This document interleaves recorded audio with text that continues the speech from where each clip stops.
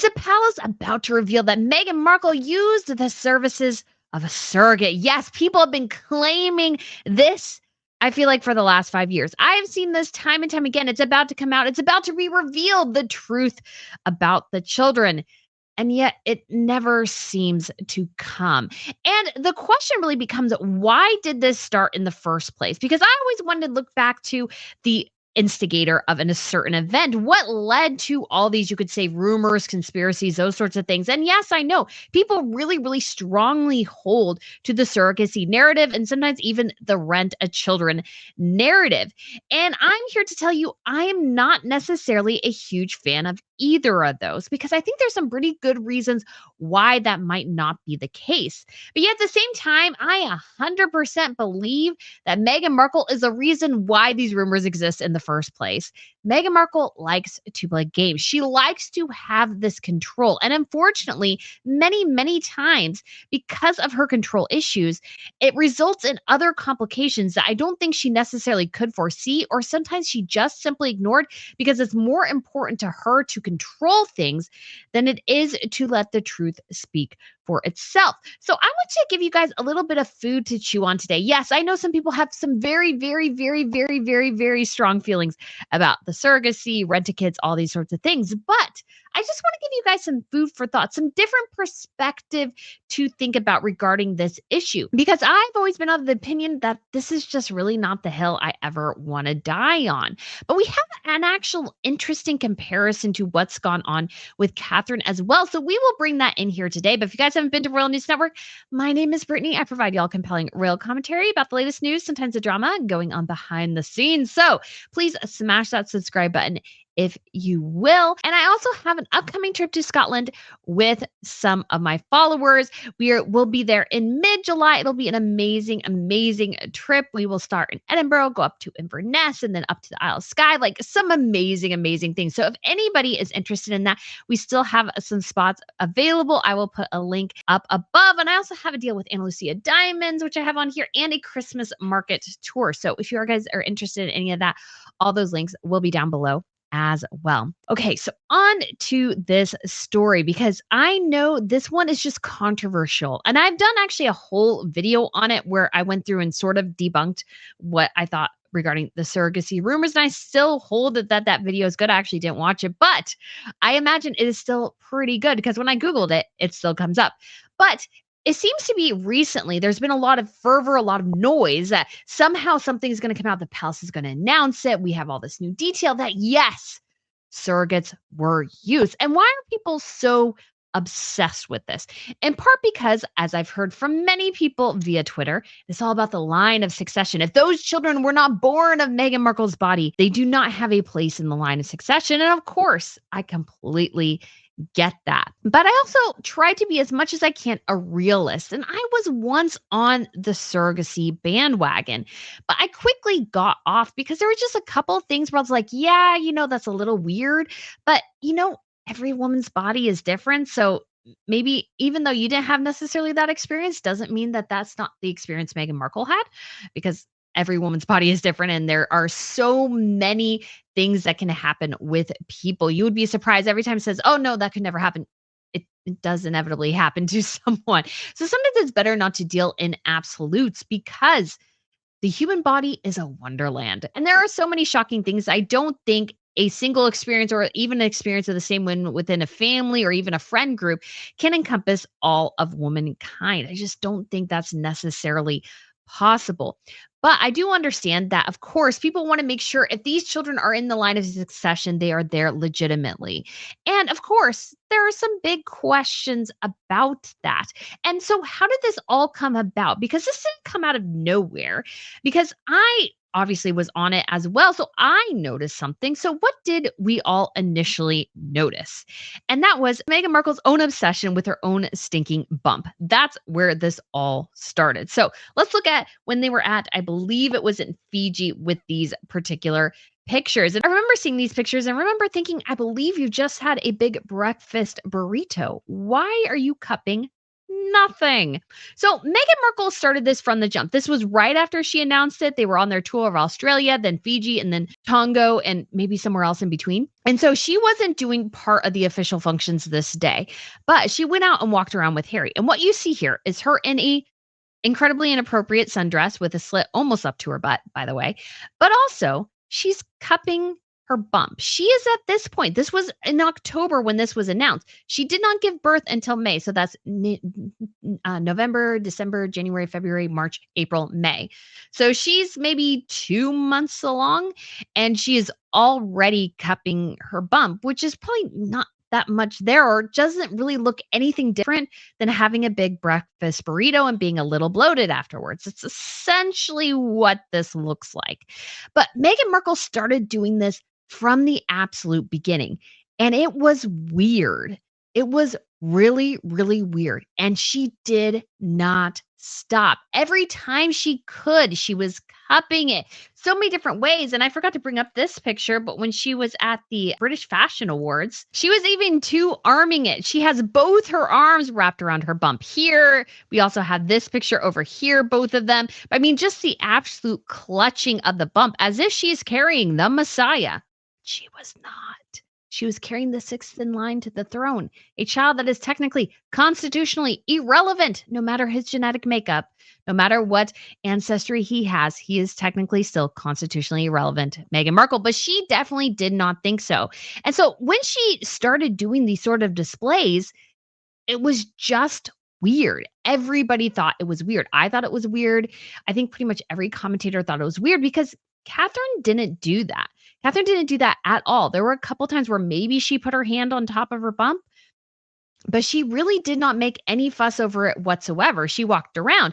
And yes, she did do her clutch routine. So Catherine, when she first married into the British royal family, you will notice in a lot of the pictures that she is holding her clutch and she is clutching it in front of her crotch. And so she walked around like that, pregnant, not pregnant, all the time. That's always how she walked.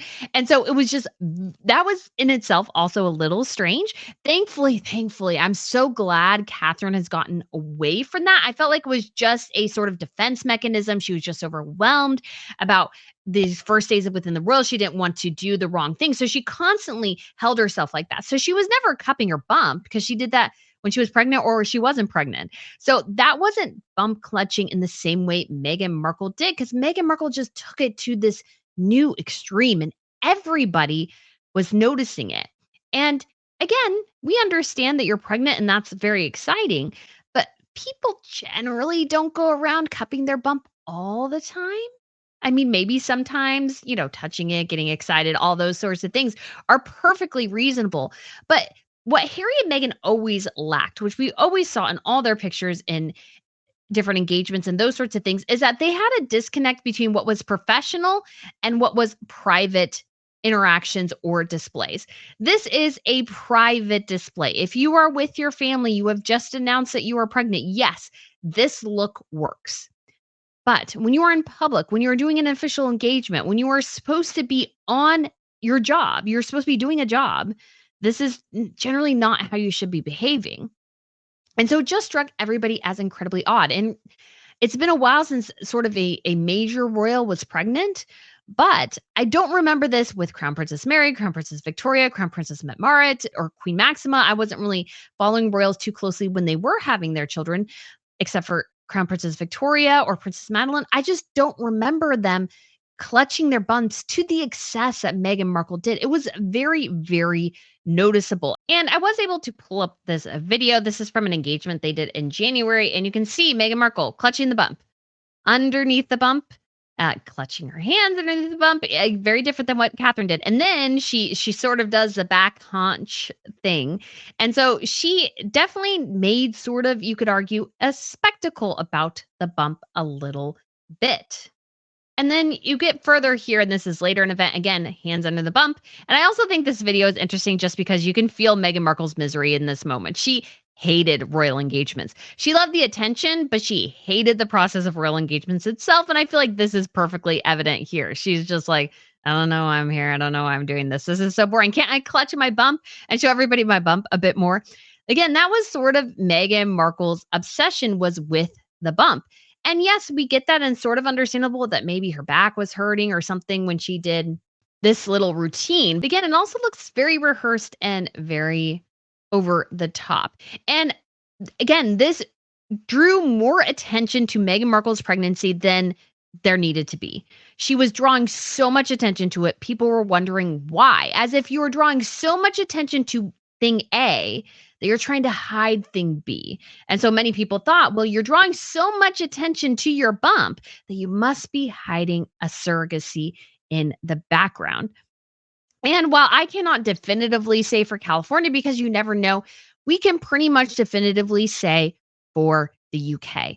And why is that? Because yes, I know, and I've seen these videos as well. So we have the one where she's kneeling, and apparently pregnant women can't kneel like this at all. No other pregnant woman has ever been able to do that. So, and there's also a pop heard. So, do you hear the pop?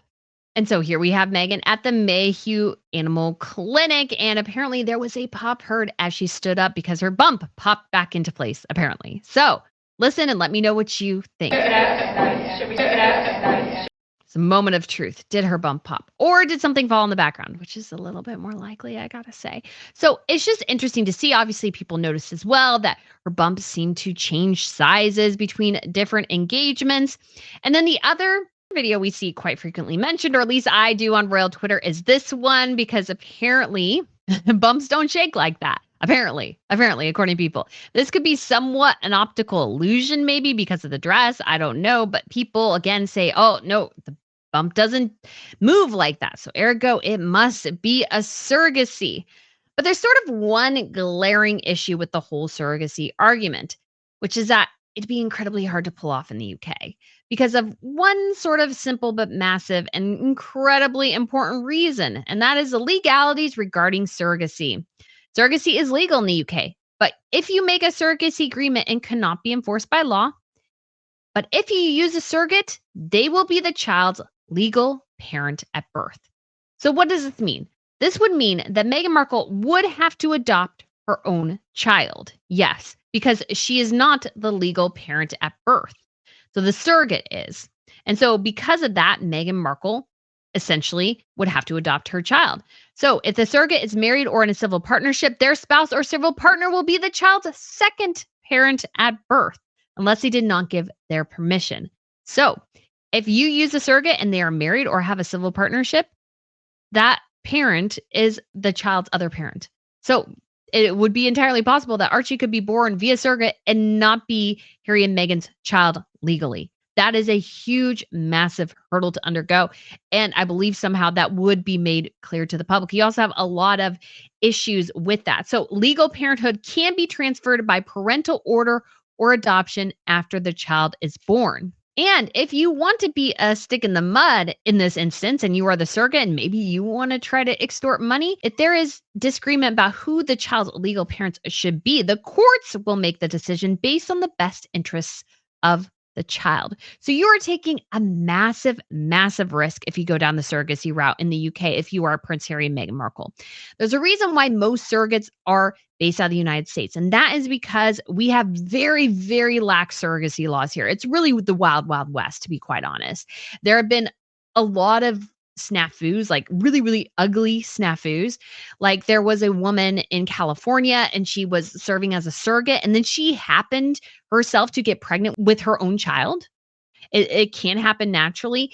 And so because of that, because she was still going through her natural cycle and stuff like that, so an egg dropped, and she conceived her own child with this other child. That was the child of the people who were paying her to have this baby. And because of that, when the child was born, and obviously hers, she was not the legal parent of that child. She actually had to sue. And I don't think they had their child for a couple of months. And so that's very scary. There was also a situation in, I can't remember, I think it was the East Coast somewhere, where the woman gave birth, I think, to two children, neither of which were hers. I remember, right?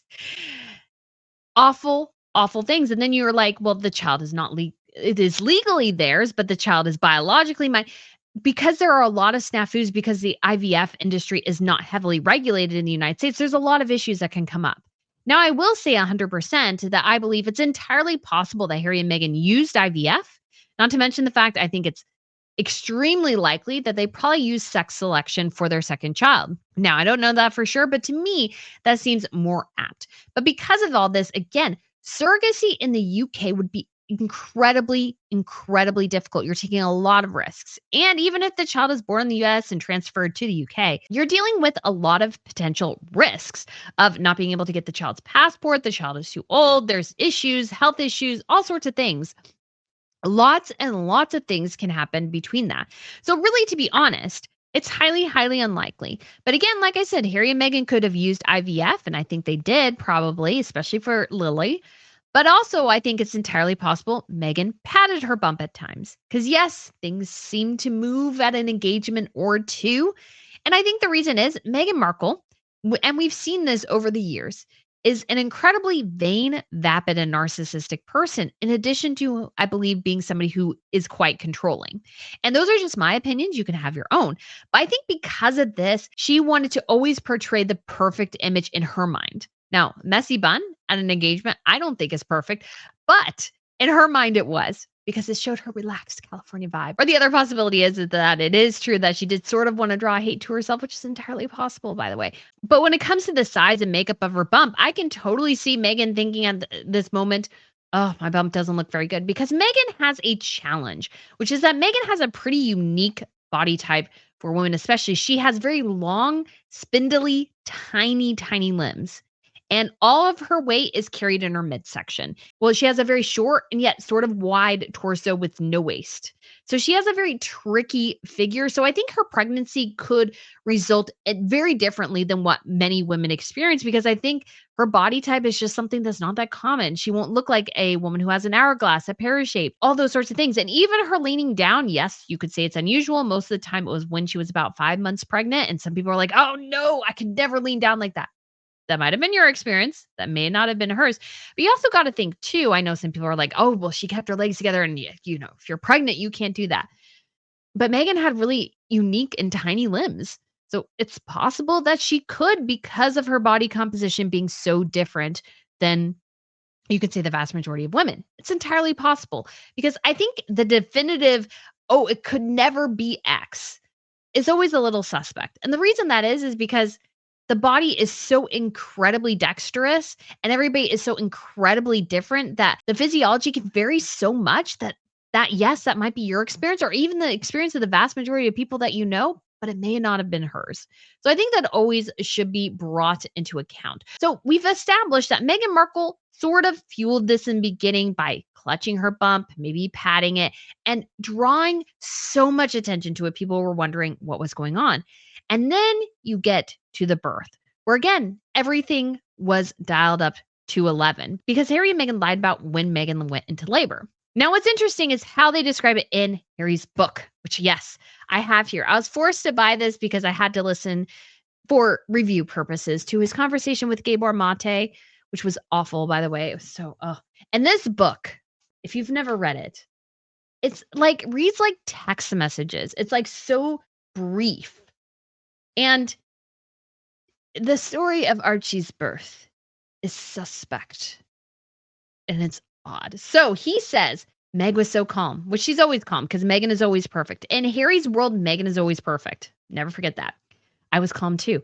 But I saw 2 ways of enhancing my calm.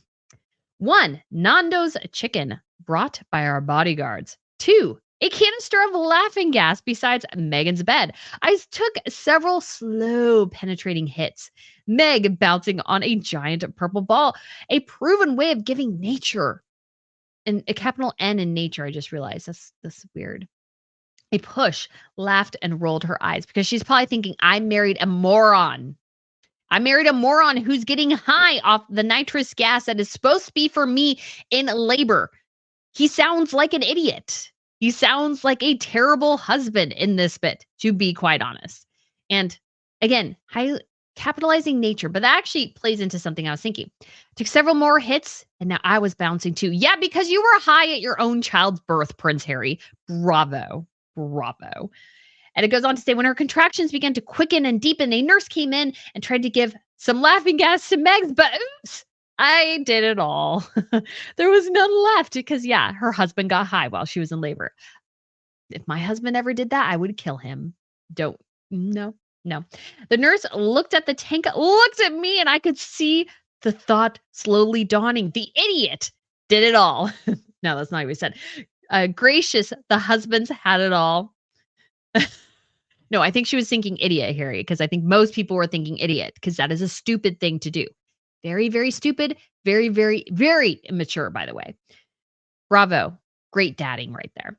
Sorry, I said meekly. Megan laughed. I can't believe she did, but Harry was high. Remember, this now entire reflection is because Harry was high off his mind right now, off nitrous gas. The nurse had to laugh, or maybe just shake her head and go, why in the world did this woman marry this man? And quickly change the canister. Megan climbed into a bath. I turned on soothing music. Diva Premal. She remixed Sanskrit mantras into soulful hymns. Premal claimed she heard her first mantra in the womb chanted by her father. And when he was dying, she chanted the same mantra to him. Powerful stuff. Also, by the way, I think the queen would be rolling over in her grave about this because as a devout Christian woman, I'm sure she would be horrified by Harry's recollection and what they thought was important in the birth. Also including the capitalizing of nature, which reflects where Harry and Meghan are. They are very hippy dippy. And yes, I know other people who are great who are also hippy dippy, but this stuff does nothing for me. So, and this is also interesting. A verdict, I don't even know, Ayurvedic doctor had advised us that in the first minute of life, a baby absorbs everything said to them. So whisper to the baby. Tell the baby your wish for him, your love. Tell. So this is further down. And there's also a bit where apparently the cord was wrapped around his neck and he kept telling her to push, even though that's not what you're supposed to do in medical situations. But also remember, Prince Harry is high. He is high out of his mind when his child is born.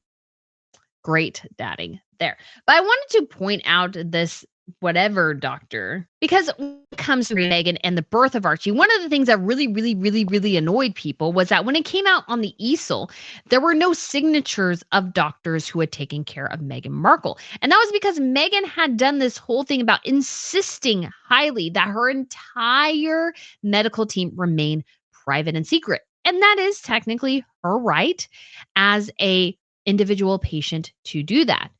But what it led to was giving fire to all the surrogacy rumors that already existed. Because again, Meghan sometimes is not the smartest person or not as smart as she thinks she is. Because what you don't want to do, and the pal sort of fell into this recently as well, is give fire to the rumors by doing something that was perhaps not so great.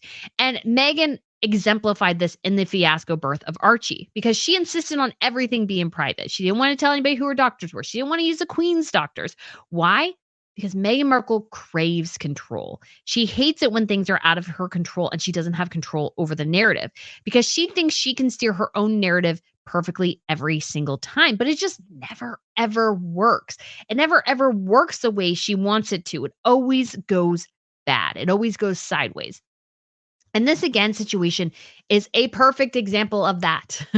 Everything went sideways. Why? Because Meghan Markle insisted on having her control over the birth. And because of that, things went off the deep end.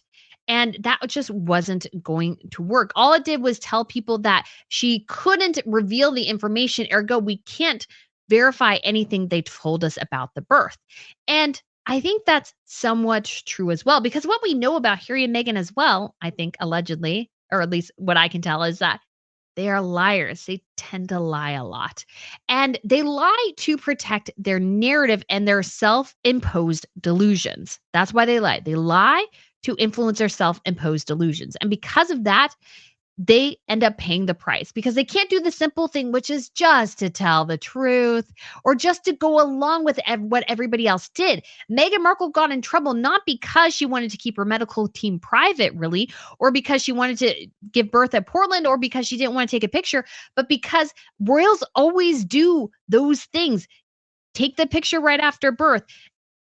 reveal the nursing and doctoring team. They reveal those things. That's part of the process. So when you don't do that process, it leaves open giant questions that should not exist. But because you were stupid, now they do. That is the reality of Harry and Meghan in this situation. So let's go over what she told Oprah Winfrey. And this is from an article because it's hard to find clips of the video. And honestly, I didn't want to really listen to that again.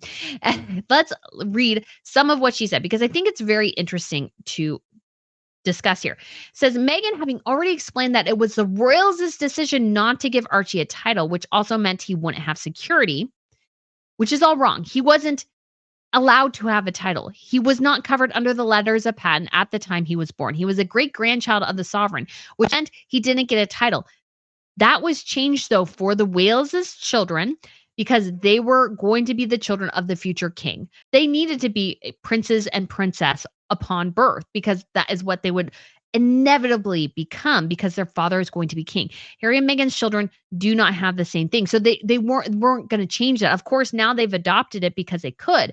But at the time of the birth, it just didn't simply exist. And a title does not guarantee you security. That is an utter and complete lie. So many people have titles in the UK don't have 24-hour security. It's basically limited to those in the direct line of succession. So that is the king and queen and the Wales' family.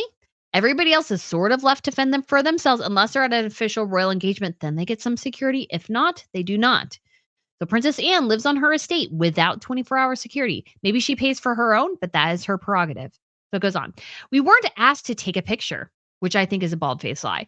That's also part of the spin that was just really damaging. I thought, can you just tell them the truth? Well, I would say the same to you, Meghan Markle. Can you say to the world, you're not giving him a title and we want to keep him safe, which again is a lie because it was a lie that he was entitled to a title in the first place, which he wasn't. And it's a lie to say that if he doesn't have a title, he doesn't get security because title, again, does not guarantee his security. And that if he's not a prince, then it's not part of the tradition, which is silly. Just tell people and then they'll understand. But they wouldn't do it. But again, Harry and Meghan wanted to play games because, again, I think Meghan wanted control. And the control she wanted was over the staff, over the institution, and over everything. And when she couldn't get that, she exerted it in other places because she has a desperate need for control. One of the things, and I'll put this video clip in here because I didn't pull it out earlier, is that Meghan Markle, in her documentary with Harry, talked about the importance to her of seeing his Instagram. So take a listen here. So that's the thing. When people say, did you Google them? No. But that's your homework. You're like, let me see what they're about in their feed. Not what someone else says about them, but what they are putting out about themselves. Guys, this is so telling because we all know social media is fake. We all know all of our friends only post the best things. They don't post when they're crying. They don't post when their car breaks down. They don't post generally when things go south or things go sideways. You know, they may even divorce somebody and never say on social media. They might never say it. And they don't have to necessarily. Why though? Because nobody wants to show what's true. They want the veneer. And Meghan in that interview says his Instagram profile showed who he really is, but it didn't. It showed the fantasy of what Harry wants the world to believe he is, not who he actually is. There's some interesting thought about Meghan Markle really exploiting Harry's shadow self, and you really see that explored there because shadow self is somebody who comes into your life and really sort of exemplifies and puffs up the side that you sort of wish existed but really didn't. And so they kind of go in there, they find that weakness and they exploit it. And Meghan Markle was definitely very much that person. And so you even can tell that just in the idea that she wanted to connect with his quote unquote shadow self, which is what he showed via his Instagram, was that. And so here's the next bit. Continuing on, Oprah asked Meghan, was there a specific reason why you didn't want to be part of that tradition? I think many people interpreted that as you were both saying, we're going to do things our way. But you can do things your way, but sometimes that might have a really big cost. And it did have a big cost for Harry and Meghan and their future within the monarchy because it damaged inevitably their brand and how people looked at their children. And that is on them. That is on Harry and Meghan. Nobody else. They're the ones who decide to play games. They're the ones who are having to deal with the fallout now. And so it goes on to say the Duchess then explained that she was afraid for her baby's safety. Why? You're within palace walls. That's not it at all. I think what was really hard. So picture now that you know what was going on behind the scenes, there was a lot of fear surrounding it. I was very scared of having to offer up our baby knowing that they weren't going to be kept safe. But again, that's sort of predicated on a lie. You are not entitled to security just because you have a royal title. You're not. And he would be covered technically under your security detail for a while. But Archie is constitutionally irrelevant to Meghan Markle. So he wasn't going to get that. Instead, Archie was seen by the world when a photo call was held at St. George's Hall in Windsor Castle 2 days after his birth. Meghan told reporters at the time, "It's magic. I have the best two guys in the world, so I'm really happy. He has the sweetest temperament. He's just been the dream. So it's been a special couple of days." And I'm sure she did feel that way. I'm sure many moms feel that way as well. But again, it reflects that Meghan wanted this disconnect. Even when you see this announcement, think about it. Meghan Markle managed to finagle not having to reveal her child on the front steps of a hospital, but in a castle with the Queen of England, essentially, because the Queen was there and we got a picture later. So she was able to do that in this very, very grand hall that she was able to utterly control. You know, she had to love that because she craves control. And when it comes to after the birth, obviously, many people still think that she didn't give birth to the children. But one of the things I have to mention, and is sort of kind of obvious, and yet I know some people will misinterpret it badly, is that Meghan Markle gained a lot of weight or puffed up a lot post pregnancy and then really, really struggled to lose it. And the thing we know about Megan as well is that she's definitely a narcissist. And so to be a narcissist, she wouldn't really want to put her wrong foot forward, you could say.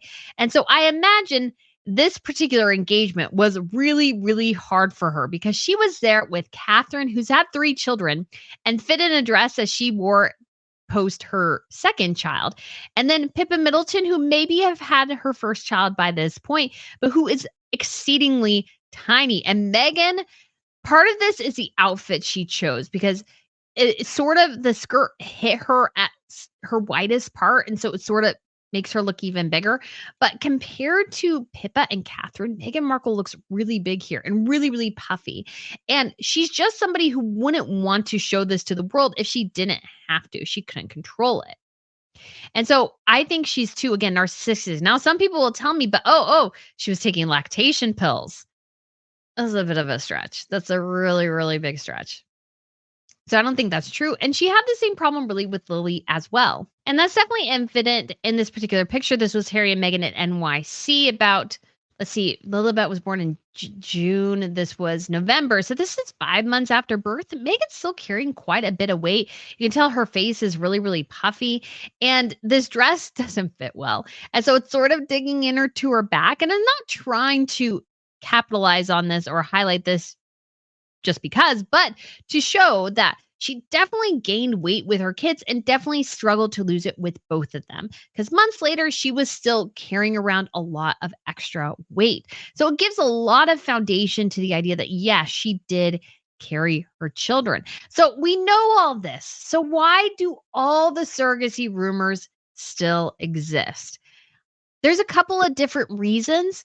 But one of the things I just want to consider and have perhaps you consider as well is that some of this is driven just by people who don't like Meghan Markle. And I get it. I'm not a fan either. I criticize her quite a bit.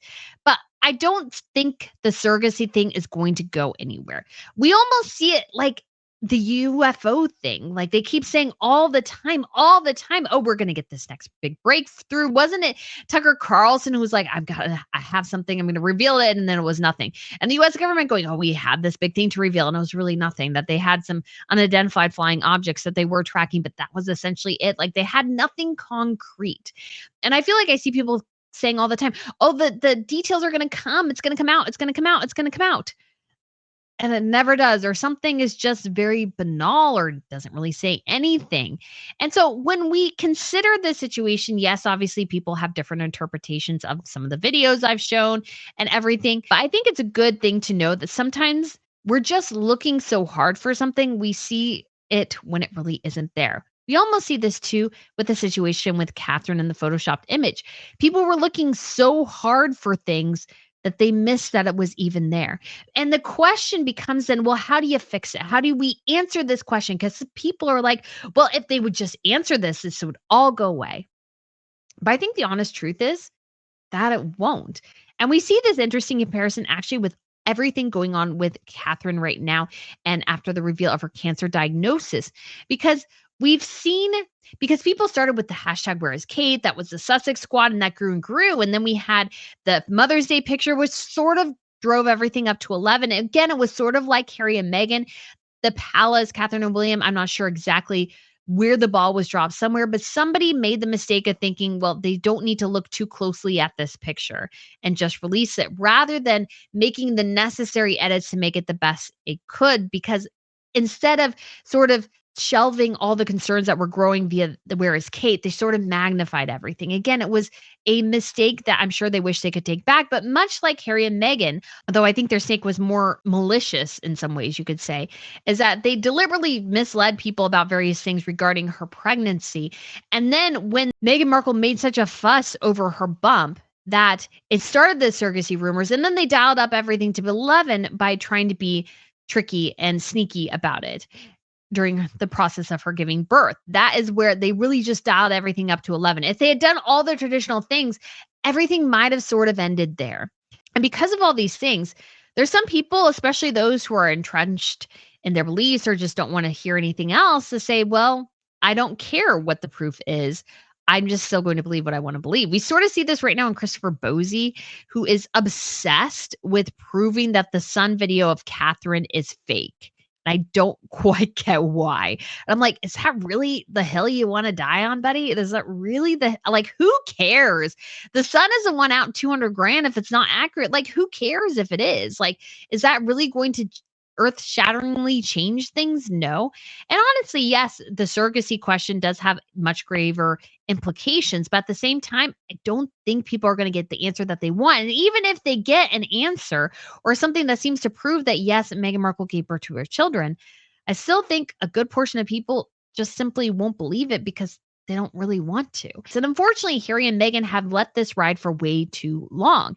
Harry and Meghan should have figured out some sort of way to address this. I do agree with that. I think they should have found some sort of way to address this because much like the palace, this has spun way out of control. But the real thing is that they should have done the right thing at the beginning, which is share all the news regarding Archie like all the other royals have done. Them wanting to play games and making such a big fuss and on Oprah, probably that wasn't the case in real life, going, well, he's not going to be secure, so we can't do anything unless he's protected by the four walls of the palace.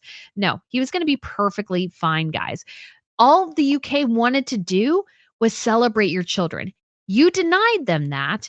And guess what? Now you get to deal with the consequences of that, which is a mess of your own making. And so Harry and Meghan are going to have to figure out how to manage that, but it's not going to get any better. But when it comes to all these surrogacy rumors, I hope you guys enjoyed my little bit of food for thought. And the reason why I've decided really not to go down this route anymore or really explore it in any way is because at the end of the day, I want to focus on the things that we can absolutely definitively prove or things that we can actually definitively discuss. Let's say amending the letters of patent to say you must be raised and educated in the United Kingdom to have a title or even a place in the line of succession. I think that should be perfectly legitimate thing to do. We need to talk about Meghan Markle's behavior as a royal, her spending as a royal, her behavior now utilizing and abusing the royal titles to serve her own agenda, which is diminishing the overall brand of the monarchy. That is huge. The surrogacy thing, I just think it's sort of going to end up being a dead end at the end of the day. It's been 5 years and nobody's any closer to getting any truth on it. So you got to wonder, is the truth really out there? Or are we just chasing shadows? So guys, let me know what you think of this video. Let me know what you think of my thoughts. I would love to hear from you. Thanks for watching and I shall see you soon. Bye.